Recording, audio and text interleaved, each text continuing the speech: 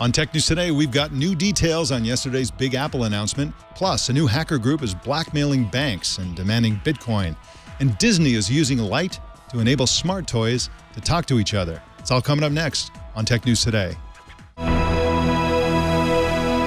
This is Twit. Bandwidth for Tech News Today is provided by CacheFly at CACHEFLY.com.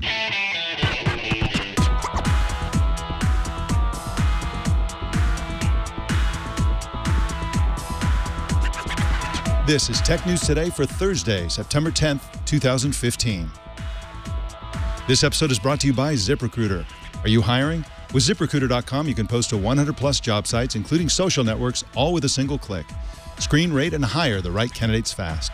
Try ZipRecruiter with a free 4-day trial now at ZipRecruiter.com/TNT. Tech News Today is the show where we talk about the tech news with the journalists who report it. My name is Mike Elgan, and our co-anchor today is Politico tech reporter Zoya Sheftalovich. Welcome to the show, Zoya. How you doing? Thanks, Mike. I'm doing really well. I feel like I'm back home again. Yeah. And you are in the capital of Europe, in Brussels, right? And you're in your shiny new headquarters. How's the move-in going for Politico? It's going well. Most of the handles are on the doors now. Oh, nice. We recently got fancy filing cabinets, which are also stools, which is a little exciting. So things are going pretty well. And we have meeting rooms, which is pretty exciting, which is where I am right now. I'm in one of our many shiny new meeting rooms with a view of Brussels' finest skyscraper behind me. That's awesome. And you're meeting with us, of course. So let's just pretend like this is a meeting. That way you can reserve the room and get away with it. Well, let's jump right into our top story, of course. As expected, Apple yesterday unveiled its new iPhone 6s and 6s Plus smartphones, which CEO Tim Cook called the most advanced smartphones in the world. Katie Benner writes about Apple for the New York Times and joins us now. Hey, Katie, welcome back to Tech News Today. Hey, it's great to be back. It's great to see you. Great to have you on the show once again. Now, as you pointed out in your piece, the iPhone brings in 56% of Apple's profits. And yesterday on this show, I mentioned the fact that Apple's iPhone revenue, just the iPhone revenue alone, dwarfs the total revenue of every other major tech company in Silicon Valley. Now, what new features did Apple introduce to the iPhone that will enable them to keep raking in this kind of dough?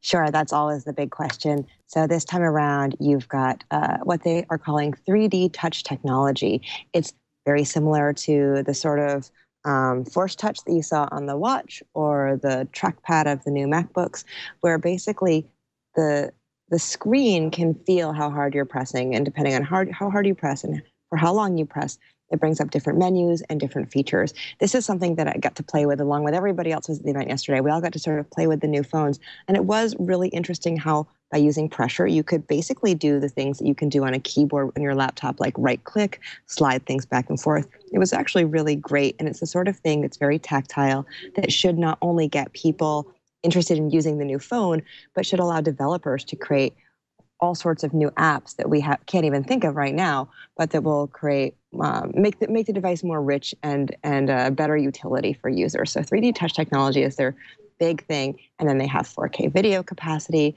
a much better camera, both front and back, and interestingly, they came up with their own payment plan. And the reason the payment plan is a big deal is because it allows people to go into Apple stores and get what they can already get at a lot of the cellular shops right now, which is you buy the plan on a lease, you buy the phone on a lease program. So for $30-something a month, you're able to not only buy a new iPhone, but to upgrade every single year and get free AppleCare protection. So that gives Apple a little bit more control over its relationship with us, the customers, which traditionally has been mediated by AT&T, T-Mobile, Verizon, et cetera. And do you think that the new payment plan is going to make a really big difference? Do you think people are really going to be into it? Well, I think that we've already seen people excited about the payment plans as they're offered through the mobile carriers. So people have decided that it's a good idea to basically lease a phone already. I think that being able to do that through Apple is a big deal for them. You know, they'll have that direct relationship with you and me if we choose to buy Apple phones. We'll get the free AppleCare program, which is fantastic, and they'll have a sense for what happens with the upgrade cycle. Like there have already been analysts talking about how the upgrade cycle is being sped up by what the carriers have done. It's encouraging us to buy phones more often, buy phones more frequently, and further commoditizing the phone.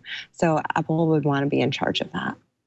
Andy Anako yesterday during our live stream, I'm sorry, Zoya, to jump in there, but Andy Anako on our live stream yesterday made the point that he hates this because he likes the idea that every time a company like Apple comes out with a new phone, people will once again look anew at the whole market and say, which phone should I choose this time? Right. Instead of just like, I'm going to get every iPhone from now on, no matter what, from Apple. But I guess the bigger question is, what do the carriers like to think about this? This is a pretty aggressive move against Apple's carrier partners, isn't it? Exactly. And it was really interesting at the event the other day. So Masa-san, his CEO of SoftBank, of course, who's a big shareholder in Sprint. He was front row center at the event. He was clearly watching very carefully. There were Sprint executives there as well. And I think that it could do one of two things. Yes, you're right. It could totally disintermediate the carriers, which they wouldn't like at all. Or it will show that some of the carriers like the Sprints and T-Mobiles of the world that have already had special plans just for Apple will continue to have special plans just for Apple and that great working relationship with Apple. And it will put pressure on the Verizons and AT&Ts of the world to fall in line and to do special deals for Apple. And what kind of price are we looking at here in terms of buying one of these phones up front versus the payment plan? Is it going to be much more expensive? So the pricing is exactly what we've seen before with the contract. So if you go into your local Verizon, AT&T, T-Mobile dealer today, and if you go into your local Verizon dealer today, probably not T-Mobile, and you do the 2-year contract, it's going to start at $200, and then they drop the price of every other phone by $100. So that will actually encourage people to, if nothing else, hopefully upgrade to the iPhone 6 and 6 Plus as it becomes more affordable on contract to get people into these new, larger phones, which has been a huge, huge boost for Apple. Like, that's been a really big deal for them. Now, in the phone itself, of course, Apple announced a long list of features, and these include a new pink color. Oh, you're supposed to say rose gold, I guess, not rose gold, guys. Not pink, but it's pink. And, they have a new 7000 aluminum alloy, which is going to prevent a new bend gate. They have all kinds of everything's faster, so the processor's much faster, the graphics are much faster. Even the Touch ID sensor is twice as fast, they claimed. It has a great camera now, 12 megapixels. Apple claims to have cracked the code on how to have a 12 megapixel camera that doesn't have all kinds of noise in it. They said that that's a difficult challenge that they have overcome, and that's capable of recording 4K videos, which is really interesting. They have a long list of features, but the one that I want to zero in on is this live photos feature. Now, what they're doing is when you take a picture, the default behavior now with the Apple iPhone camera is that it will capture a little bit of video just before you press the shutter and just after. And so what that means is that it's constantly recording video when the camera app is open and dumping the video. So it's recording, dumping all the time. And when you get around to tapping on that thing, it retains what it recorded just before you press the button and then just after. And then you can put that on they demonstrated on a lock screen. So you have a static photo on the lock screen, but when you touch it with this 3D touch feature, I guess you touch it lightly, the photo comes alive momentarily and you get this Harry Potter sort of effect. Okay. Now, it's always a risk with smartphones, as of course Amazon learned with the Fire Phone, which is now dead apparently.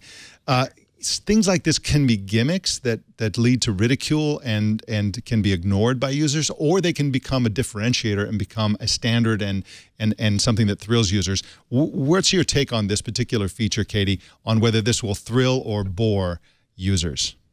I think that Apple's been really good at finding the small details that only they really care about that have delighted users in the past. I think this is probably going to be another one of them. Apple was really smart not to sell this as like the main reason why you would want to buy this phone. They didn't oversell it in that way. They really did present it during the event yesterday as something that they created because they just wanted to make something that was a little bit delightful and a little bit fun and pretty cool. And it does beautifully show off 3D touch. You have to use that interface to make it happen. So it showcases 3D touch and also showcases the really extraordinary quality of both the camera and the video. There were some elements that were announced that seem to be a pretty long way away from what Apple has done in the past. It seems like there's a degree of breaking the taboos, and I think you mentioned this in your article. What are they doing now that Steve Jobs would not have done? Sure, I think this is also very smart of the company too. So Apple, when they introduced the new iPad Pro, the long rumored, much anticipated iPad Pro, bigger, better, created for the enterprise, they also introduced with it a stylus and a keyboard that's basically like the Microsoft Surface keyboard. Yeah. So in adding in those elements, they did one of two things. One, Steve Jobs said that if you're using a stylus, you're doing something wrong with your product. Like, he was very anti-stylus. So creating the Apple Pencil, which is basically a stylus, was one thing that Jobs probably said he wouldn't do. And then by creating this keyboard as well, they're making sort of a converged device that could someday replace the MacBook, which is another thing they said they would not do. They weren't interested in making a converged device. Now, one of the things about Apple that I think people forget is that this company is not constrained by either the market's expectations of it or what executives have said in the past, right? People thought they would never make the bigger phone. They would make a phablet, but then they have the iPhone 6 Plus, and it's done extraordinarily well. So for Apple, defying convention and defying expectation has been really good for it. And I think that that's what we're seeing with the iPad Pro. Hopefully, we don't know yet what will happen or whether the market will embrace it, but they came out with this tablet.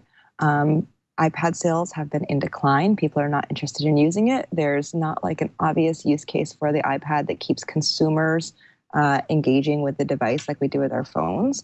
So they're going into a different market with the professional market.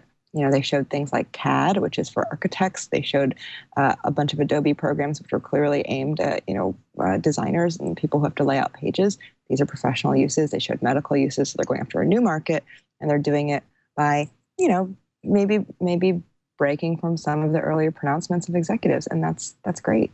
And I think most of these things that you mentioned, the disparaging of things that Apple would later do. In fact, Steve Jobs said nobody reads anymore until Apple came out with iBooks, and suddenly people were reading again. Exactly. That was, I think, just part of Steve Jobs' approach to spin. He would disparage things that Apple wasn't directly doing, but as you mentioned, Apple does have an open mind. They do want to corner all these markets, and so that I think that can be dismissed as just Steve Jobs-iness, if you will.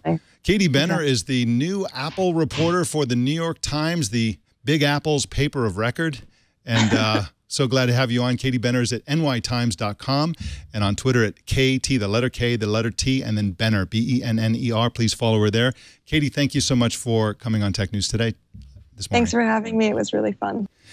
We got some more news coming right up, but first I want to talk about ZipRecruiter, our sponsor today. ZipRecruiter, people think of ZipRecruiter as just a super great way to hire a service that you can use, but really the way to look at ZipRecruiter is as a partner for your hiring. They have lots of resources for you beyond the ones that you hear about. Of course, you can post to 100+ job sites with a single click, and when you get those job sites back, you can detail which qualifications are must-have qualifications so that you only get the people who have those qualifications. One of the examples I give is if somebody is going to be an importer and their job is to go to Mexico to help your company import things, they got to speak Spanish, right? So if people apply and they don't speak Spanish, you're not even going to consider those folks because they got to speak Spanish, right? That sort of thing. You can put in any criteria you like.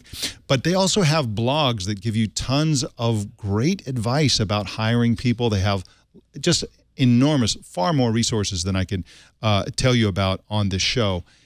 It's just a great partner. If you go all in on ZipRecruiter, you will find yourself over time with a much better company because you'll be hiring the right candidates every time you hire.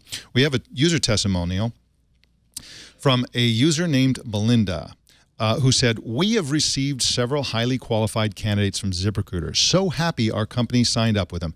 We're excited to see what comes next, and thank you so much for your customer help line also. It's very, very helpful." So that's an example of using ZipRecruiter as a partner. Their customer helpline, they will hold your hand through all of the issues around hiring. And it's a challenging thing to do. It's time consuming. It's very easy to waste a lot of time and money and then end up with the wrong person. ZipRecruiter will make sure that none of that happens. You'll hire the right person, you do it fast, and it's easy. And you can try it free. Just go to ZipRecruiter.com/TNT. That's ZipRecruiter.com/TNT. And we thank ZipRecruiter for their support of Tech News Today. All right, well, Apple unveiled its long-awaited giant tablet, which we were just discussing, called the iPad Pro. The device was more powerful and less expensive than I expected, but the most interesting features are 2 optional accessories, which we already mentioned, the Apple Pencil and a keyboard cover called the Smart Keyboard. Jason Cipriani is an independent tech writer who wrote about the iPad Pro for Fortune and joins us now. Hey, Jason, welcome to the show. Hey, guys. How are you?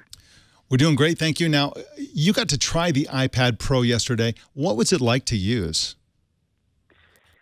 You know, my initial impression was awkward. It was actually almost comically awkward because it was so big. When I first walked up, I kind of chuckled a little bit at it, and it was just seeing such a huge screen with these iOS app icons displayed on it. It took a few minutes for it to really set in that it was still an iPad just on a bigger display. It was kind of like making the adjustment the first time you saw the iPhone 6 Plus. There was a little bit of adjustment there, but once you pick it up and get using it, it was really well balanced. It wasn't too heavy. It's about the same weight as the MacBook, I believe, that they just unveiled in March, and it was fast. It was really fast. The representative that was walking me through the demo launched a whole bunch of Microsoft apps, which of course they're going to use as this is a tablet for the enterprise, and started doing all kinds of stuff in Word and Excel and going back and forth, and then launched some of the Adobe apps that they demoed on stage yesterday. And split screen multitasking functionality was really smooth, and it felt right at home almost on the larger screen, whereas if you've used it on the iPad Air 2, it's a bit cramped. And what's the Apple Pencil like? You know, that was an interesting thing, accessory to use. I've used a lot of stylus. I wrote a column for Fortune probably about a year ago where I sought out the best stylus for the iPad after using the Surface Pro 3 for a while and being constantly asked, where can I get that for the iPad, after experiencing how smooth the writing was and how easy it was to use. And all those stylus I found then worked, but they weren't great. The ink was always just a little bit off from where the tip of the stylus was on the screen. There was always a little bit of a lag, which made you question whether you were writing what you intended on, and the overall experience just wasn't that great. With the pencil, it felt in the hand just like a normal pencil would, and there seemed to be no lag when writing on the screen, as well as wherever the tip of the pencil was, that's where the ink was coming out on the screen beneath it. We used the Notes app in the new iOS 9 Notes app for the demo, and you can activate the pencil and activate the pencil mode in the Notes app, and using Apple Pencil, you could lay it on its side a little bit, and it will actually shape on the screen instead of drawing a line, and you can lightly brush it across the screen or press hard, and the fake lead, the digital lead, gets lighter or darker depending on your pressure. It was unlike any stylus experience I've had thus far. Curtis B. in the chat room is asking how much RAM is in this thing, and the word on the street is it's 4 gigs, which is a lot for a tablet. Adobe accidentally leaked that number, and then when people pointed it out, they erased that that notation. But it's almost certainly 4 gigabytes, which is one of the reasons why it's so responsive. Now, Jason, did you get you did? I know you did get a chance to try the keyboard. What was that like? And of course, for those of us who do a lot of typing for a living, this is a really important one. How'd you like the keyboard? I liked it a lot. It's exactly the same as using the keyboard on the new MacBook, which some people hate and some people love, and I totally understand. The keys don't move all that much because of the butterfly mechanism underneath, and there's very little give. But once you get used to placing your fingers on there and not having to fully press the key down or have a deep press on it, you can actually type pretty fast. Now, the material on the keyboard itself was a little different. It was just like the material that's on the Surface as far as feel goes. So there's some more adjustment there that you'll have to make instead of the plastic keys that we're all accustomed to. But overall, it was a full-size keyboard, and it was easy to type on with little adjustment. And how much are we talking? How much is it going to cost us to get a Pro or a pencil or a keyboard? So the iPad Pro starts at $799 for the 32 gigabyte model. There's nothing in between that and the next model, which is 128 gigs for $949. And then you could also opt for a Wi-Fi plus LTE version for $1,079. The Apple Pencil is $99, and the Smart Keyboard was $169. And if you want... So it's pretty pricey, yeah. Yeah, if you want the high-end iPad Pro with the pencil and the keyboard, it's $1,347 plus tax. Yeah. So it's pricey for a tablet, cheap for a laptop that it could theoretically replace. My wife actually surprised me yesterday by saying that she's going to buy one of these to replace her laptop. So this is going to be her full-time main, like, desktop/laptop computer. And I think that actually makes a lot of sense. I think this is something that can be used that way. Jason Cipriani is at jasoncipriani.com and on Twitter at Mr. Sippy. That's MRCIPPY. Jason, thanks for coming on the show today. Thanks, Mike. All right. Well, Apple launched major new products yesterday at the Hey Siri event, of course, but the stars of the show turns out to be these peripherals we've been talking about. The most fascinating thing, I think, about the iPad Pro is the pen, and I think the best feature of the Apple TV is the Siri remote, and Slate senior technology writer Will Oremus agrees. He wrote a column about it, and Will joins us now. Hey, Will, welcome to the show. Hey, Mike. Thanks for having me. Thanks for coming on. Now, before we get into your opinion on the remote, can you first outline the new Apple TV? What's different about the new Apple TV? Yeah, I agree with you. The Apple TV is actually the most interesting thing from yesterday's announcement, and I think we might look back on it as the most important one, or it could be a big flop. We'll see. But what's different is since 2007, it's easy to forget that Apple actually introduced the Apple TV 8 years ago, at the same time it unveiled the original iPhone. The iPhone's obviously come a long way since then. The Apple TV has come almost zero way since then until now. They finally have an Apple TV that they're proud of. Steve Jobs called it a hobby in 2007. They're not calling it a hobby anymore. They're putting the weight of the company and its market power behind this device. It's a set-top box. It doesn't look radically different from today's Apple TV in either the hardware or the software, although it does have a new operating system. It's called tvOS, and the word is that it's 95% iOS with a few differences. What is new is, as you alluded to, it's the way you control it. It's not what the box looks like. It's not what's on the box so much. It's what you can do with it, and that starts with the remote. So it's called the Siri remote. It has a touchpad at the top. You can control that with swipes and taps the same way you do an iPhone or an iPad. It has a few basic buttons, but the most important button is the microphone button, because Apple really wants you to interact with your Apple TV via voice. And Siri is the conduit for that. So you can say, hey, Siri, show me some funny movies. And, some comedies will pop up on the screen. You can say, I want to watch a James Bond movie. You'll get all the James Bond movies. And then say, actually, just show me the ones with Sean Connery. And it'll understand that and limit your search to James Bond movies starring Sean Connery. The remote can also do a few other things. You can use it for gaming. There will be an app store now on the Apple TV, including games. It has a gyroscope and an accelerometer, just like the iPhone does, so you can sort of swing it around to control your character on the screen, like if you remember the Nintendo Wii and the remote for that. So it can do a lot of things, and that's really the potential differentiator here, I think, for Apple versus all the other set-top boxes out there, the Amazon Fire TV, the Roku, et cetera, the Nexus Player. Do you think this is going to be a big hit with the audience? Because people have sort of been tired about the constant, incremental improvements, some might say not so improvements on the Apple TV. Do you think this is going to be something that takes off? For a long time, I've thought that the Apple TV could have taken off already if Apple just put their weight behind it.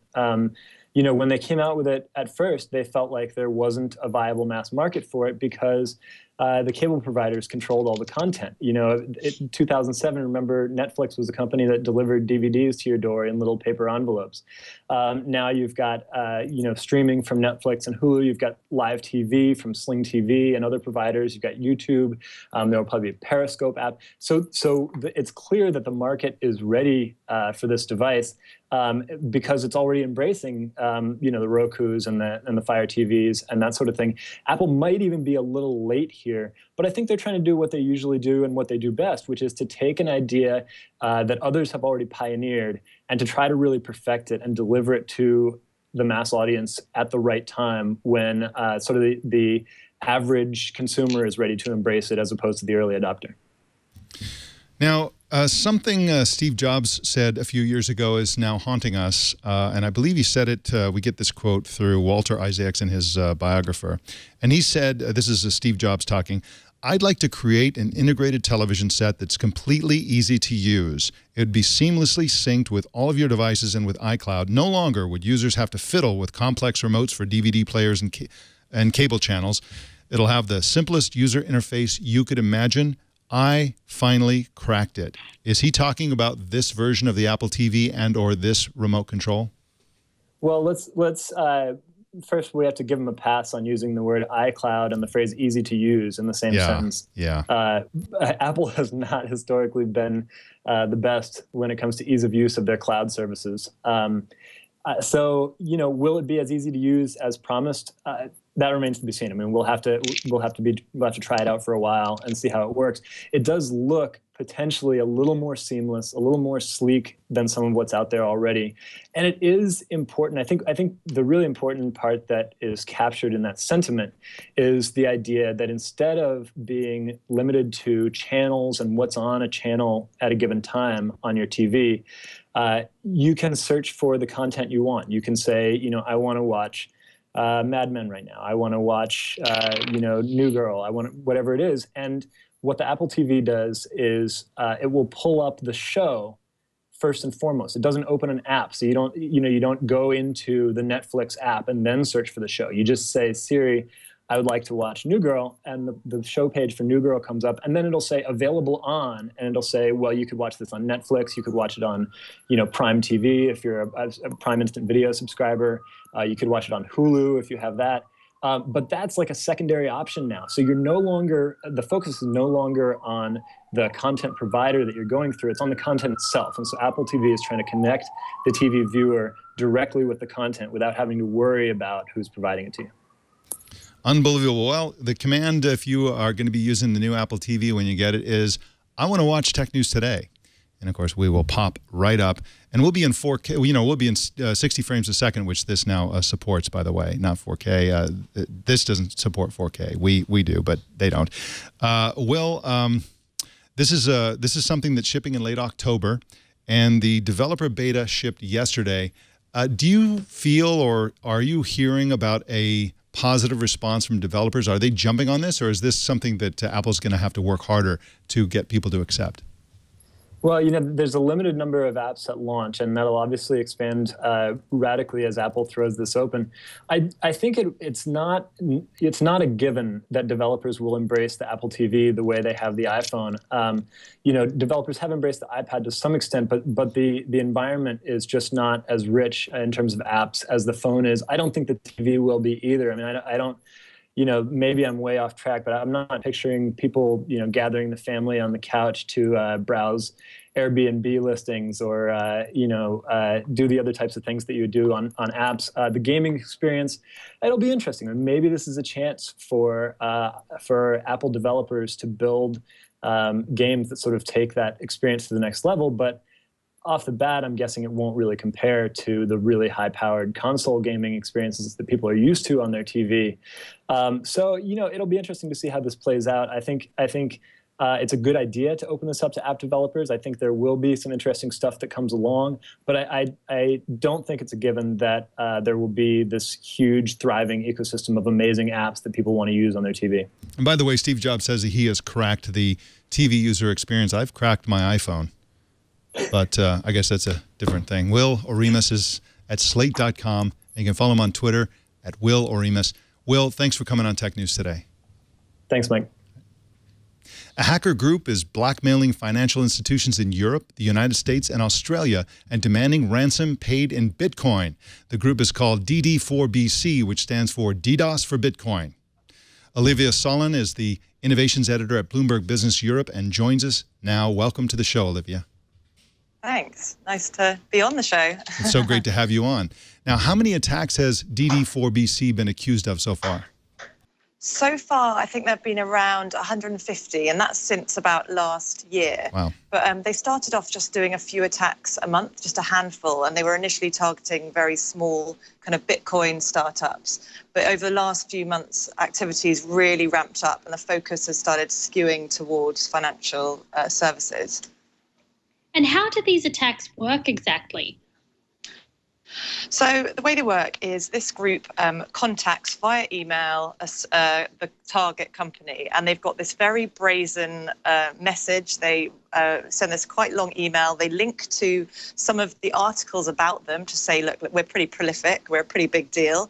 Here are some of our attacks. We're called DD4BC, which is a name they've given themselves.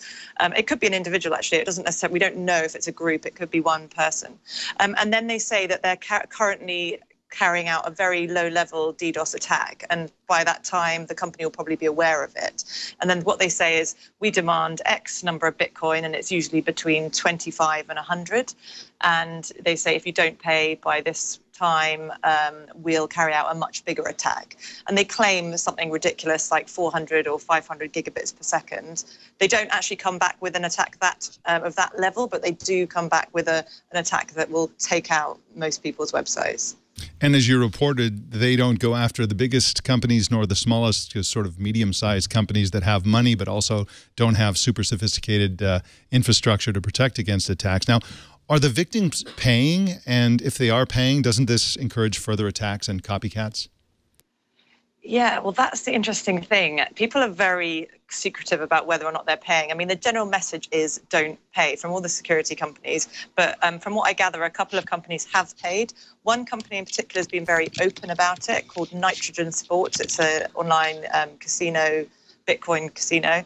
And they've said that they paid just to give themselves more time to put in DDoS mitigation tools in place. And I've got to wonder, if, DDoS mitigation tools are quite expensive. So if it's cheaper just to pay off, to pay 25 Bitcoin, I can see why that might be a tempting, if a little bit short-sighted option. Olivia, where are you right now? Where are you based? I'm in London at the moment, but I'm moving out to San Francisco next month. Oh, great. Our neck of the woods. We're less than an hour drive away. So enjoy your move. Olivia Solon is at Bloomberg.com. You can follow her on Twitter, Olivia, S-O-L-O-N. Thank you so much for joining us today, Olivia. Thanks, Mike. And have fun moving to San Francisco. Salesforce will announce a new offering today called App Cloud. The platform is seen as an attempt to bridge its own Force.com development environment with Heroku, which Salesforce acquired in 2010. App Cloud will also encompass Salesforce's Lightning visual development tools. The company will no doubt talk a lot about this at its annual Dreamforce conference next week, which we will be covering. Well, in all the noise around the new products announced yesterday by Apple, not a whole lot of people noticed that Apple also announced that the next version of OS X, El Capitan, will be released to the public on September 30th. So that's coming right up, the new desktop operating system. Google today put a new Google Wallet app on the Play Store. This is a distinct app from Android Pay, which is for buying stuff in retail stores. Now, there's a lot of confusion about these two apps, so let's be very clear. The new Google Wallet is for paying friends and using like PayPal.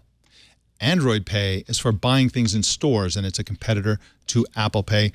Zoya, do you think this is confusing to users? Because, I mean, the Google Wallet app used to have Apple Pay-like functionality, and they kind of ripped that out and then completely remade the app. This app that came out today is unrecognizable for people who have been using Google Wallet. Absolutely. I think that people are going to have a little bit of trouble adjusting to this and figuring out what to use Android Pay for, what to use Google Wallet for. It's going to be a bit of a learning curve for people. And of course, I mean, I'm a little bit skeptical generally about these sorts of apps. It seems like there's a new one that comes out every few weeks. You get a big fanfare, a big launch event, and then it doesn't seem like anyone really uses it. So I'm interested to see if this takes off. Obviously, with the Google name attached, there's more of a chance than, some of the other lesser apps that I've seen out there. But we'll see what happens, whether people take to it and if they can actually figure out what the difference between the two apps is. Yeah, we'll see. Well, in news you can lose, Disney Research, in other news, Disney has a research arm, has come up with a system for using visible light to transmit data and even receive data. Yeah, that's right. The lights are actually receiving data. They're using LEDs to achieve this and testing it out with toys. So the toys are going to be talking to each other. It's a little creepy. Let's check out Disney's video. We demonstrate the use of light as key enabler to the Internet of Things. Obviously, a researcher Visible talking. light communication uses LED lights, not only for illumination but also for communication. LED light bulbs with a small microcontroller inside transmit and receive data. Light bulbs, toys, or any other Internet of Things devices switch between light emission and light perception in a controlled and synchronized way. Data from light bulbs can be received by other Internet of Things devices, using light sensors such as LEDs. So the data flickering is imperceptible to humans. People just see a regular light, but the machines are talking to each other right in front of you. It's pretty amazing what they're doing, and interesting that it's coming out of Disney as well. Who would have thought that they had the capacity, or even that they were involved in this sort of area? Yeah, it's really amazing, and the fact that they're testing it with toys makes me think that they're going to want to use it with toys, because of course the toys these days are very smart. And how do you have how do you fill a kid's toy room with with wireless technology, Bluetooth or whatever? Probably light makes a lot more sense. Light also has the benefit where you could simultaneously control a fleet of toys, with the same flickering light source. It's pretty amazing, and it just makes me think of Toy Story in the real world. That's right. When you leave the room, they all start conspiring against you. I'm sure that's coming, and when the when Skynet goes online and the machines come to get us, it's going to be teddy bears and stuff like that that are going to get us first. Well, the word of the day today is, wait for it, unicorpse. That's right. You know what a unicorn is? A unicorn is when a startup achieves a valuation of over $1 billion, and there are now, I believe, more than 100 of them, mostly in Silicon Valley. A unicorpse is a startup that achieves a valuation of $1 billion and then dies anyway. And so there's a lot of fear that we're going to have that the valley will be littered with unicorpses. So you heard it here first, folks. Unicorpse is a word. That is a great word, Mike. I think I'm going to try and use it as soon as possible. Yeah, and it comes with a great visual, a dead unicorn. So it's been fun in games today, hasn't it? Oh, yes. it absolutely has. All right, well, we got a couple of emails from some TNT fans, including Lillian Banchik, who is, of course, Dr. Mom in the chat room. Yesterday, Apple spent a lot of time actually talking about the medical applications for doctors and others of the Apple Watch. And I actually mentioned her during our coverage. But she said that, I watched the coverage this evening and hear a few comments. As far as the medical uses for the Apple Watch and iPad, all I can say is, meh. They're doing nothing special. The watch notification app is slightly interesting, but it's too expensive for its real best use scenario, which is expanding medical care into underserved communities. Those areas will not be likely to be able to afford Apple Watches, nor those iPad Pros. The ability to show patients pictures is useful, but there's no evidence that showing diagrams improves patient retention of data. Giving them printouts does, and it's the best option that I can already do that. Also, in today's cost containment medical economy, providers, which includes doctors, nurses, RDs, etc., are not going to lay out money for equipment nor subscriptions unless they can bill for those services. So again, the problem here is Apple's high prices. We also got an email from Bill Dom, who said, last week you were talking about robots, AI, and programming. You mentioned that rather than traditional programming, it might be better to create AI that learned rather than followed programs that were meticulously laid out. You went all the way back to HAL in the movie 2001 to illustrate the point, but you didn't have to go back that far. The recently concluded second season of the CBS program Extant is a better illustration of what this concept is all about. In the show, a child, referred to as a humanistic, as humanistic, is given certain guidelines in his programming, but is expected to learn for himself as indeed a child would. That allows for mistakes, realization of these mistakes, and the consequences that flow from them, and behavior modification. This progression is very nicely treated over the 2 seasons of the show. The second season is particularly fascinating. Like the BBC production of Humans, it raises a lot of questions about just what it is to be human and what it is to be sentient. Zoya, are you familiar with either Humans or Extant? Well, I think in Belgium, we don't have such brilliant programming available because our local version of Netflix is very limited, as is cable television. So I have to admit I haven't watched either, but it sounds very, very fascinating. It is fascinating. I started to watch Humans, and I stopped watching it because it does make the point about what, you know, realistic humanoid-like robots would do to our families, our culture, and all that kind of stuff. But it kind of made the same point in every show over and over and over again. And after a while, I'm like, okay, yeah, I get it. You know, it's like, and then, but I've never even heard of Extant. I don't know how this thing has been going on for 2 seasons without my notice, but it sounds cool, and I'm going to check it out.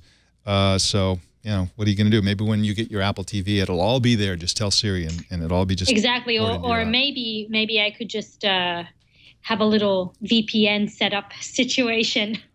Yeah, exactly. Well, our TNT fan of the day is Ravin Sankar Azakath from Dubai, who posted this picture on Twitter. He recently watched Tech News Today while on a German train from Freiburg to Frankfurt Airport. And there we go with the German countryside whizzing by. Shows how you watch or listen to TNT. Just record a video or take a picture of yourself or your setup and post it on Instagram, Google+, Twitter, or Facebook, and use the hashtag HowIWatchTNT so we can find it. Zoya, what the heck are you working on these days, and where can people follow you and your work? People can follow me at politico.eu. So that's our Politico European tech site. And what am I working on? My God, it's September. So the European Parliament and the European Commission and the Council are all back at work. So I am following a few pretty key pieces of legislation that are working their way through the machine at the moment. So there's one on a network and information security directive that's going to be very interesting. It's going to actually really change the way that data is shared and protected within Europe, but also internationally. And of course, there's lots of other things as well. There's always the drama of personality when you've got 3 different arms of government vying for attention. Yeah, it sounds like the U.S. actually. And you can find Zoya at Zoya Chef. That's chef with an S, not a C, on Twitter. So follow Zoya on Twitter. Zoya, thank you so much for coming on and co-anchoring today's Tech News Today. I really appreciate it. Always a pleasure, Mike. Anytime. All right, next time. Bye-bye. Let us know what's on your mind. Send email to tnt@twit.tv or call 260-TNT-SHOW. That's 260-868-7469. You can subscribe to Tech News Today inside your podcast app, or you can choose your favorite way to subscribe at twit.tv/TNT. You can also watch us live every weekday at 10 a.m. Pacific, 1700 UTC at twit.tv/live. And you can join our Google Plus community. Just go to the community area on Google Plus and search for Tech News Today. You'll find us there. You can also follow me at elgan.com. Don't miss our other news show, Tech News Tonight at 4 p.m. Pacific every single weeknight. And that is the Tech News Today. This show was produced by Jason Cleanthes and edited by Anthony Nielsen. My name is Mike Elgan. Thanks for tuning in. We'll see you tomorrow.